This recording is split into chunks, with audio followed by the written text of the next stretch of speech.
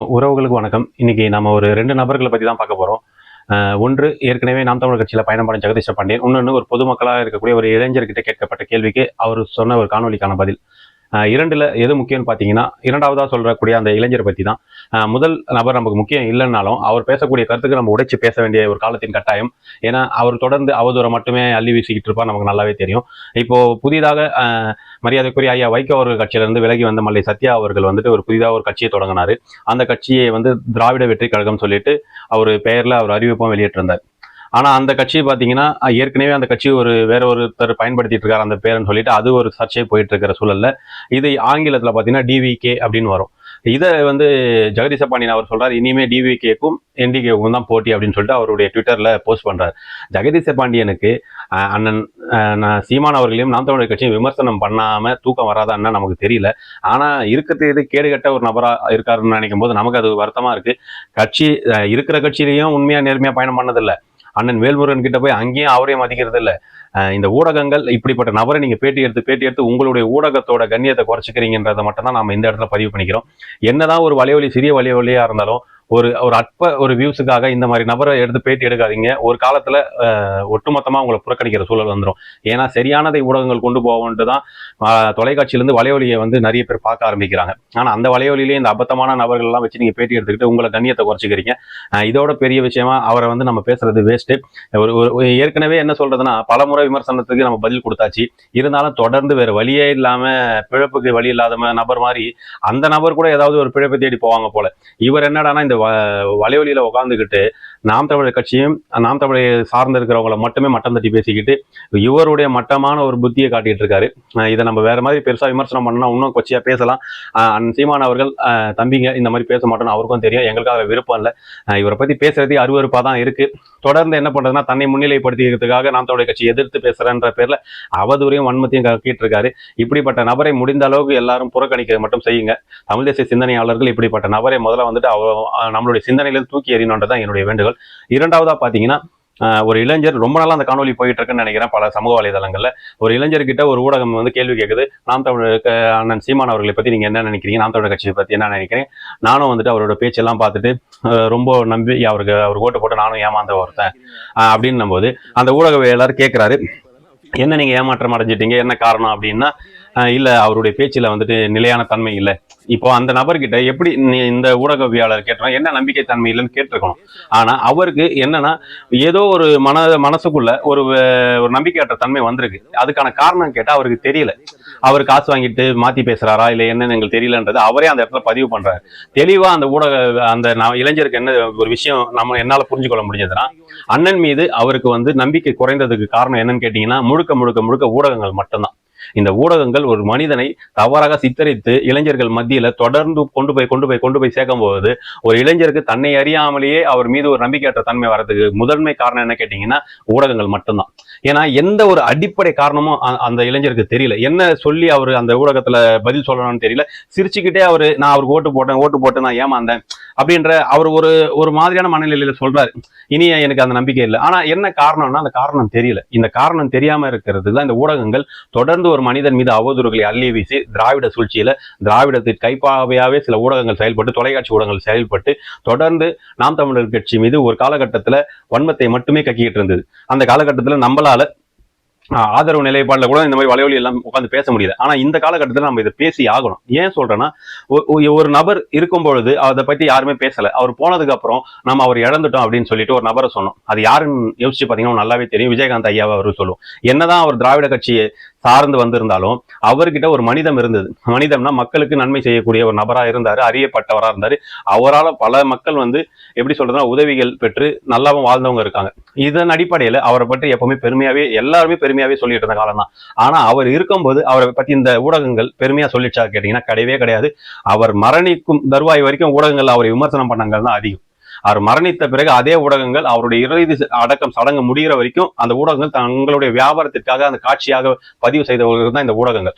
இதை தான் நாம சொல்றோம். இந்த ஊடகங்கள் காட்டுறது எல்லாமே உண்மைன்னு சொல்ல முடியாது, ஊடகங்கள் காட்டாது எல்லாமே பொய்யன்னு சொல்ல முடியாது. அதே சமயம் கொஞ்சம் சிந்திச்சு பார்க்கணும். ஏன்னா செந்தமிழ் சீமான் அவர்கள் இந்த ஊடகங்கள் ஒரு நகைப்புக்குரிய நபராகவும் ஒரு பக்கம் புரட்சியாளரும் காட்டியிருக்கு. ஆனா புரட்சியாளராக காட்டினது எல்லாமே குறைவா காட்டிட்டு அவர் பேசிய சில நகைப்பான விஷயங்களை வெட்டி ஒட்டி அவர் இந்த மண்ணுக்கே தவறானவர் என்ற மாதிரி சித்தரிக்கும் வேலையை திராவிட சூழ்ச்சி மூலமா சேர்ந்து மக்கள் மனசை இளைஞர்கள் மத்தியில இவர் பேசக்கூடிய ஆள் தான், இவர் செயல்பாட்டுல கிடையாது, இவர் என்ன வந்து செஞ்சிடப்போற, இவர் என்ன செஞ்சாரு, இந்த மாதிரி எண்ணத்தை மக்கள் கிட்ட விதைச்சு மக்கள் எப்படி என்ன அவர் என்னங்க இவ்வளவு நாள் செஞ்சாரு, இப்படிதான் எப்படி செய்ய முடியும்ன்றது அந்த மக்களுக்கு எடுத்து சொல்றதுக்கு யாருமே இல்லை. இது சொல்லாம தான் அவர் வந்தா செய்ய மாட்டாரு. அவர் அதிகாரத்தை கொடுத்தாதான் செய்ய முடியும். திராவிட கட்சிகள் தானா எதுவுமே செஞ்சது கிடையாது. அதிகாரத்துக்கு வந்து மக்கள் வரி பணத்து மூலமா தான் இதெல்லாமே மக்களுக்கு திருப்பி செஞ்சாங்க. அதுல எவ்வளவோ ஊழல் செஞ்சு அவங்க சம்பாரிச்சும் வச்சாங்க. இதெல்லாமே இந்த மக்களுக்கு தெரியும். ஆனா அதிகாரமே கொடுக்காத நாம் தமிழர் கட்சி என்ன செஞ்சாங்க, இந்த 5 வருஷமா என்ன செஞ்சாங்கன்னு சொல்லிட்டு ஒரு தவறான ஒரு பிம்பத்தை மக்கள் மத்தியில மட்டும் இளைஞர்களுக்குள்ளேயே ஆழமா விதைச்சு வச்சுட்டாங்க. அதனாலதான் நம்ம சொல்றோம், கொஞ்சம் சிந்திச்சு பாருங்க. அதிகாரம் இல்லாம எதுவுமே செய்ய முடியாது. அந்த இளைஞருக்கே வந்துட்டு அவர் மேல என்ன குறை சொல்றதுன்னு தெரியல. ஏன்னா அவரு பல ஊடகங்கள் பல தரப்புல அவருக்கு காட்டப்பட்ட காட்சிகளை தவறாக அவர் மனசுக்குள்ள பதிய வச்சுக்கிட்டு இவர் தப்பான நபர் அப்படின்னு சொல்லி அவருக்குள்ளேயே அவர் ஏத்துக்கிட்டார் அந்த விஷயத்த. அதுதான் நடந்திருக்கு. விஜயகாந்த் ஐயாவை எப்படி வந்துட்டு அவர் பேசக்கூடிய வேகமான பேச்சுக்களும் அவர் பேசக்கூடிய சில அவருடைய உடல் பாணியில பேசுவாரு, அந்த பேச்சுகள் எல்லாமே அவரை தவறா சித்தரிச்சு காட்டிட்டாங்க. அவரை வந்து ஒரு போதைக்கு அடிமையானவர் மாதிரி தவறா சித்தரிச்சு காட்டினாங்க. தனி மனிதனோட செயல்பாடை நம்ம வந்து பொது வெளியில பேசவே கூடாது. அது அவருக்கு தனி விஷயமா கூட இருந்திருக்கும். ஆனா அவர் தவறா சித்தரிச்சு அவர் வந்துட்டு ஒரு மன சோர்வு இல்லாம மன வலியை உண்டாக்கி அவர் தனக்குள்ளேயே தான் வந்து மிகப்பெரிய தோல்வி சந்திச்சிட்டோம்னு சொல்லிட்டு அவர் உடல்நிலை பாதிக்கப்பட்டதுதான் உண்மை. அதுக்கு முழுக்க காரணம் இந்த ஊடகங்கள் மட்டுமே தவிர அவருடைய உடல்நிலை மட்டும் காரணம் கிடையாது. ஒரு ஊடகங்கள் அவரை பற்றி பெருமையாகவும் அவரை போற்றி எல்லாம் பேசியிருந்தா எப்படியாப்பட்ட உடல்நிலை பாதிக்கப்பட்டவங்க கூட ஒரு பூஸ்ட் ஆகி நல்லபடியா வந்திருக்க வாய்ப்பு இருக்கு. இந்த ஊடகங்கள் தான் அவரை ஒரு மனநோயாளியாவே ஆக்கிடுச்சு. அதுதான் காரணமே. இந்த மக்கள் ஒரு பக்கம் ஆதரவு கம்மியா வந்ததும் இந்த ஊடகங்களை அவர் தவறா காட்டினதும் ஒரு திரை உச்சத்துல உச்ச நடிகராக இருந்தவர் ஒரு காலகட்டத்தில் நகைப்புக்குரியவரா மாத்தி காட்டினது இந்த ஊடகங்கள் தான். இந்த ஊடகங்கள் பண்ற தவறான வழிகாட்டுதலும் தவறான காணொலிகளை வெளியிட்டு ஒரு நபரை சிதைக்கக்கூடிய வேலையை பார்க்கறதுனாலதான் அண்ணன் சீமானை போல நபர்களால இன்னைக்கு ஹரியானையில வரும் வேலையில இன்னொரு கட்சியை கொண்டு வந்து அதை சிதைக்கும் வேலையை திரும்ப செய்யறாங்க. அதனாலதான் நம்ம சொல்றோம், மக்களும் கொஞ்சம் சிந்திக்கணும். ஒரு நபர் அவருடைய செயல்பாடை தொடர்ந்து பார்க்கணும், முழுமையா பார்க்கணும். இந்த 1 நிமிட காணொலிகள்லாம் பார்த்துக்கிட்டு மக்கள் ஏமாறவே கூடாது. இளைஞர்கள் நீங்க பாருங்க, அண்ணன் சீமான் அவர்களை பற்றி 1 நிமிட காணொலி வருதா, அவரை பற்றி தவறா வருதா, சரி அதை நீங்க ஏத்துக்கிறீங்களா, அது எந்த இடத்துல இருந்து வந்தது, எந்த இடத்துல அவர் பேசியிருப்பாருன்னு சொல்லி கொஞ்சம் ஆராய்ந்து பாருங்க. அவர் 1 மணி நேரம் பேசக்கூடிய ஒரு இடத்துல கண்டிப்பா வந்து எதனா நகைப்புக்குரிய விஷயம் பேசியிருப்பாரு. அது எதற்காக பேசியிருப்பாரு, அந்த கூட்டத்திற்கு அது தேவைப்பட்டிருக்கும், அந்த மக்களை உணர வைக்கிறதுக்காக ஒரு விஷயம் பேசியிருப்பாரு. அதை மட்டும் வெட்டி ஒட்டி போட்டு ஒருத்தன் காட்டுறாங்கல்ல, அதை பார்த்து நீங்க ஏத்துக்கிறீங்களா, அது எந்த இடத்துல பேசி அந்த மொத்த கூட்டத்தோட மொத்த காணொலியை நீங்க கேட்டீங்கன்னா அதுக்கப்புறம் அண்ணன் சீமான் அவர் விமர்சனம் பண்ண மாட்டீங்க. அதனாலதான் சொல்றோம், இந்த மக்கள் நீங்களும் கொஞ்சம் சிந்தியுங்க. உறவுகள் கொஞ்சம் இந்த மாதிரி காணொலிகள் வரும்போது அது எந்த இடத்துல எடுக்கப்பட்டது, யார் அது பேசியிருக்கா, அதே உறவுகளை சந்திக்க முயற்சி பண்ணுங்க. நான் அதுதான் சொல்லுவேன். எந்த உறவு புரிதலற்று அண்ணன் சீமான் மீது வந்துட்டு ஒரு நம்பிக்கையற்ற நிலையில இருக்காரோ கண்டிப்பா ஏதோ ஒரு 234 தொகுதியில எங்கேயோ ஒருத்தரா இருப்பாரு. அவர் அந்த காணொலி பேசி இருக்கிறவர் உங்களுடைய பார்வைக்கு வந்திருப்பார். அவரை சந்திச்சு பேசி அவர் எதனால வந்துட்டு அந்த மனநிலையில இருக்காருன்னு எடுத்து சொல்லி அண்ணன் சீமான் அவர்கள் மீண்டும் அவர் ஆதரவு கொடுக்கும் நிலையில கொண்டு வந்து அவர் ஒரு காணொலியை பேசி நம்ம வெளியிட்டோம்னா இந்த மக்களுக்கு உண்மையாவே ஒரு விழிப்புணர்வு வரும். யாரெல்லாம் அண்ணன் சீமானையை பற்றி ஒரு புரிதலற்று தவறான சிந்தனையில இந்த நாம் தமிழர் கட்சியை சிந்திச்சு வச்சிருக்காங்களோ அவங்களெல்லாம் நம்ம நேர்ல சந்திக்கும் போது அவங்க கிட்ட எடுத்து தனிப்பட்ட முறையில பேசும்போது, இல்லைங்க நான் தப்பா புரிஞ்சுக்கிட்டேன், அந்த காணொலி அன்னைக்கு பேசும்போது அப்படி சொல்லிட்டேன், அதுக்கப்புறம் எனக்கு புரிஞ்சிடுச்சு அப்படின்னு சொன்னார்னா எங்களுக்காக ஒரு காணொலி பேசுங்கன்னு சொல்லி எடுத்து பேசுங்க, பேசி அதை போடுங்க. இந்த மாதிரி முயற்சி பண்ணுங்க, தவறே கிடையாது. ஏன்னா நாம ஒரு தப்பை வந்து சரி செய்யல, ஒரு தவறான ஒரு சரியான விஷயத்தை தவறா காட்டியிருக்காங்க, அதை நம்ம சரி செய்யறோம். அந்த விஷயத்தை நினைச்சா உறவுகள் நினைச்சா நம்ம பண்ணலாம். தவறா புரிஞ்சுக்கிட்டு அண்ணன் சீமான் அவர்களையும் நாம் தமிழர் கட்சியையும் தவறா புரிஞ்சுக்கிட்டவங்க கிட்ட நம்ம நேர்ல போய் பேசும்பொழுது அவங்க அதை ஏத்துக்கிட்டாங்கன்னா அதை நீங்க ஒரு ஆவணமா ஆதாரப்படுத்தி அதை மீண்டும் வலைவழியில கொண்டு வரதுக்கான முயற்சிகளை பண்ணுங்க. இந்த மாதிரி சில இடத்துலலாம் நம்ம பண்ணோம்னா கண்டிப்பா சொல்ற மக்கள் கிட்ட ஒரு ஆதரவு நிலைப்பாடு வரும். ஏன்னா நிறைய பேர் நாம் தமிழர் கட்சியே ஒரு காலகட்டத்தில் ஏதாவது ஒரு தவறான விஷயத்த அந்த ஊடகங்கள் பண்ண ஒரு தவறான சூழ்ச்சியில அவங்க தவறா பதிவு பண்ணியிருப்பாங்க. அதெல்லாம் நீ நிறைய ட்ரெண்டிங் ஆகிட்டே இருக்கு. பழைய காணொலியில பழைய விரக்தியில பேசுனது எல்லாத்தையுமே எடுத்து இப்ப போட்டுட்டு இருக்காங்க. இது மக்களுக்கு என்ன தோணுதுன்னா இந்த காலகட்டத்துல புதிதாக கட்சி வந்ததுக்கு அப்புறம் தான் இதெல்லாம் எடுத்து சொல்றாங்க அப்படின்னு சொல்லிட்டு ஒரு தவறான ஒரு பிம்பத்தை காட்டுறாங்க. இப்ப யாருமே அண்ணன் சீமான் அவர்களை பெரிதாக வந்து யாரும் குறை பேசுறதும் கிடையாது, நாம் தமிழர் கட்சியும் பேசுறதும் நோக்கம் கிடையாது. பேசக்கூடிய ஒரே கட்சி புதிதாக உருவான கட்சி. அதுக்கு என்ன காரணம்னா கொள்கை ரீதியாக ஒரு எதிர்ப்பு முரண் இருக்கு. அதனால ஒரு எதிர்கருத்துக்கள் விவாதங்கள் இது நடந்துகிட்டு இருக்கு, அவ்வளவுதான். மற்றபடி அந்த கட்சி அழியணும் இந்த கட்சியும் நினைக்கல, எந்த கட்சி அழியணும்னு நினைக்கல. இரண்டு கட்சிகளும் வெற்றி அடையணும், அந்த நோக்கில தான் அவங்க பயணம் பண்றாங்க. அண்ணன் சொல்ற மாதிரி அடுத்தவன் தோக்கணும்னு நினைக்கிறதுக்காக நம்ம கட்சி வரல, நாம ஜெயிக்கணும்ன்றதுக்காக தான் நம்ம கட்சியில இருக்கோம். அதனால நம்ம ஜெயிக்கணும்ன்ற எண்ணத்தோட நீங்க செயல்படுங்க, அடுத்தவன் தோக்கணும்ன்ற எண்ணத்தை கைவிடுங்க.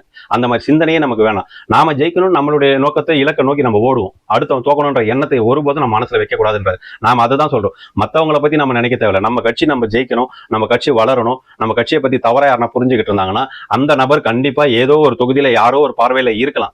அவர் உறுதியாவே அண்ணனை நம்பலையா, சரி பரவாயில்ல விட்டுருங்க, நாம் தமிழர் கட்சி நம்பலையா, பரவாயில்ல விட்டுருங்க. ஆனா தவறா ஒரு சிலர் புரிஞ்சிருப்பாங்கல்ல, நான் தவறா அன்னைக்கு பேசிட்டேங்க, எனக்கு அன்னைக்கு இருந்த மனநிலையில எனக்கு தவறா சொன்னாங்க, நான் நம்பிட்டேன், அந்த நேரத்தில் எனக்கு காணொலி கேட்கும்போது நான் பதிவு பண்ணிட்டேன், நான் வேணா அதுக்கு அந்த மறுப்புக்கு கொடுக்குறேன்னு சொன்னா அந்த மறுப்பு காணொலியை நம்ம பதிவு பண்ணலாமே, தவறு கிடையாதுல்ல.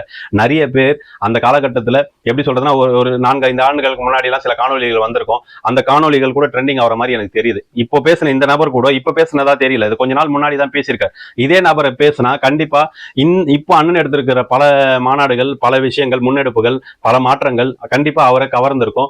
அவருக்கு உண்மையாவே ஒரு அண்ணன் மீது ஒரு நாம் தமிழர் கட்சி ஒரு நன்மதிப்பு வந்திருக்கும். அந்த மாதிரி நபர்களை பார்த்து இந்த காணொலிகளை மறுப்பு வர்றதுக்கு ஒரு முயற்சி பண்ணுவோம். இதுதான் நான் சொல்றேன். மற்றபடி இந்த 2 நபர்கள்ல எனக்கு இந்த இளைஞர் தான் முக்கிய நபரா பட்டாரு. ஏன்னா அவருக்கு எதனால அண்ணனை விமர்சனம் பண்றோம், எதனால அண்ணனை எதிர்க்கணும்னு தெரியாமலே அவர் அந்த பதிவு பண்றாரு. அவர் பேசும்போது அதை என்னால் உணர முடியுது. ஆனா இந்த ஜெகதீச பாண்டியன் இருக்கார்ல, இவருக்கு என்ன சொன்னாலும் உண்மையா ஒன்றும் புரிய போறது கிடையாது. இவருக்கு நாம் தமிழர் கட்சியே 2026 வரைக்கும் எதனா சொல்லிக்கிட்டே இருக்கணும், எதனா அவதூறு பரப்பிக்கிட்டே இருக்கணும். ஏன்னா அவருக்கு ஒரு நல்ல மரியாதை நாம் தமிழர் கட்சியில நல்ல மரியாதை கிடைச்சது. போற இடம்லாம் அவருக்கான மரியாதை இருந்தது. அவரோடலாம் புகைப்படமே எடுத்திருக்கேன். இவரெல்லாம் அண்ணனோட ரொம்ப நெருக்கமா இருக்காரு, அண்ணனோட ரொம்ப நெருங்கிய வட்டம் அப்படின்னு அவர்கள்லாம் புகைப்படம் எடுத்தேன். நல்லவேளை அந்த புகைப்படம் எல்லாம் சேமிச்சு வைக்கல, இப்ப என்கிட்ட இல்ல. இருந்தாவது அதை எடுத்து போடலாம், தேடி பார்க்கறேன், கிடைச்சா திரும்ப இன்னொரு காணொலியில எதனா பேசுற சூழல் வந்து அப்ப போட்டு காட்டுறேன். ஏன்னா இந்த மாதிரி நபர்லாம் இப்படி இருந்துட்டு பல பேர் ஆதரவு, பல மரியாதை கொடுத்துட்டு இப்ப எவனுமே மதிக்கலையா, வேற வழியே இல்லைன்னு சொல்லிட்டு விரக்தியில மனநிலை மாறிடுச்சு, மனநிலை வேற மாதிரி மனநிலை ஆயிடுச்சுன்னு நினைக்கிறேன். அதனால வந்துட்டு எந்த நேரமும் அண்ணன் சொல்ற மாதிரி காதல் பரத் மாதிரி சீமான் சீமான் சீமான் சீமான் சொல்லிட்டு அவருடைய மனநிலை மாறிக்கிட்டு இருக்கு. இதுக்கும் எதனா ஒரு மருத்துவ செலவு ஆகணும்னா கண்டிப்பா அண்ணன் சீமான் அவர்கள்கிட்ட யாரா உதவி கேட்டா கூட கண்டிப்பா மருத்துவ செலவுக்கும் பண்ணலாம். ஏன்னா நம்ம கூட இருந்த ஒரு அண்ணன் மனநிலை மாறி இருக்காரு, அவர் சரியாகணும்ன்ற ஒரு சொன்ன நெருக்கடிக்கு ஏதாவது உதவி செய்யணும்னா வேற வழி இல்லை. கொஞ்ச நாளாவது ஹாஸ்பிட்டல் உள்ள இருந்தா இந்த காணொலிக்கு வந்து பேச மாட்டார்ல. இந்த மாதிரி மனநிலை பாதிக்கப்பட்ட ஒரு ஊடகத்துல பேட்டி எடுத்து கேட்க மாட்டாங்கல்ல. அதன் அடிப்படையாலும் நம்ம எடுத்துன்னு போய் ஒரு எதனா மனநிலை பாதிக்கப்பட்ட இடத்துல மருத்துவத்தை சேர்த்து விட்டுலாம், அப்படிதான் சொல்ல தோணுது. ஏன்னா நாமளும் வந்துட்டு பொறுத்து தான் போக முடியும். ரொம்ப அவர் வந்து அவர் இஷ்டத்துக்கே பேசிக்கிட்டு இருக்காருன்னா எங்களுக்கும் ஒரு மனநிலை இருக்கு, ஓரளவு தான் பொறுத்து போக முடியும். அப்புறம் தொடர்ந்து இவர் இப்படி பேசிட்டு இருந்தாருன்னா நம்மளும் இப்படிதான் பேச முடியும், வேற வழி தெரியல. ஏன்னா நம்ம அவர் விமர்சனம் பண்ணணும்னு இதெல்லாம் பேசல. மனநிலை பாதிக்கப்பட்டவர் மட்டும்தான் தொடர்ந்து ஒரே கருத்தை தொடர்ந்து வெவ்வேறு விதமா பேசுவாங்க. அதுதான் அவர் பண்ணிக்கிட்டு இருக்காரு. ஒரு மனநிலை பாதிக்கப்பட்ட மாதிரி தான் இருக்காரு. இந்த 2 காணொலியை தான் சொல்லிக்க நான் விரும்பினேன். உறவுகள், நான் சொன்ன இந்த விஷயம் சரியா தவறான்னு கொஞ்சம் சிந்திச்சு பாருங்க.